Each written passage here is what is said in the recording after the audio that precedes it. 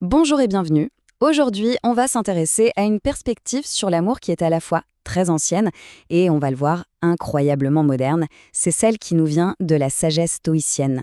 La grande question, c'est comment faire pour qu'une relation qui démarre dans le feu de la passion puisse vraiment durer dans le temps. C'est ce qu'on explore ensemble. C'est la question qu'on finit tous par se poser, n'est-ce pas? Cette étincelle des débuts, cette passion parfois dévorante, est-ce que ça suffit vraiment pour construire quelque chose sur le long terme? Ou est-ce qu'il faut un ingrédient de plus? Alors, commençons par le problème, ce qu'on pourrait appeler le piège des passions. L'idée est simple, une relation bâtie uniquement sur l'émotion pure, sur des impulsions intenses mais changeantes, eh bien c'est un peu comme une maison construite sur du sable. C'est beau, mais c'est fragile. Attention, la philosophie stoïcienne ne dit pas que le désir est mauvais, pas du tout. Mais elle nous alerte sur un vrai danger: devenir l'esclave de ses désirs. Quand la passion prend le contrôle total, c'est notre propre liberté qui est en jeu. Et c'est une idée très forte qui s'applique à tout dans la vie, et surtout en amour. Le contraste ici est vraiment parlant.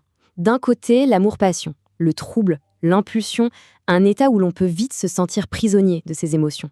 Et de l'autre, l'amour-sagesse, qui vise la paix, la vertu. C'est un amour qui libère, qui nous tire vers le haut. Ce sont vraiment deux chemins complètement différents. En fait, on pourrait voir ça comme ça. La passion, c'est un excellent démarreur. C'est l'étincelle qui allume le feu. Mais pour que ce feu continue de brûler de manière constante, il faut un autre carburant. Et ce carburant, c'est la sagesse. C'est elle qui amène la stabilité. D'accord, donc si la passion seule est un piège, sur quoi peut-on construire quelque chose de durable? La solution commence par un mot fondamental, mais qu'on oublie parfois, le respect. Et c'est une véritable force. Ce qui est puissant dans cette phrase, c'est la hiérarchie. C'est très clair. Le respect vient avant la passion. Ce n'est pas un bonus, c'est la fondation. Avant même l'intensité des sentiments, il doit y avoir cette reconnaissance mutuelle de la valeur de l'autre. C'est ça le vrai ciment. Et ce respect, il repose sur trois piliers clés. Le respect mutuel, bien sûr, mais aussi la confiance et la dignité. Si l'un de ces trois piliers vient à manquer, même la plus passionnée des histoires d'amour risque de s'effondrer avec le temps. Et là, ça change totalement notre perspective. Le respect n'est pas une faiblesse ou une simple politesse, non. C'est une démonstration de force intérieure, de caractère. La manière dont on traite la personne qu'on aime en dit finalement beaucoup sur notre propre solidité. Au-delà de la relation à l'autre, il y a un travail à faire sur soi-même, et il est fondamental. Pour construire un amour qui dure, il faut trouver cette harmonie en nous, cet équilibre délicat entre le cœur et la raison. Alors, qu'est-ce que la sagesse dans ce contexte? Ce n'est pas, et c'est très important, de réprimer ses désirs, c'est de les gouverner. C'est tout l'art de ne laisser ni le cœur tout emporter, ni la raison tout contrôler. C'est un dialogue permanent entre les deux. Le lien est direct, il n'y a pas d'ambiguïté. La maîtrise de soi, ce n'est pas un exercice qu'on fait juste pour soi dans son coin. Ça a un impact concret, direct, sur la qualité et la solidité de nos relations.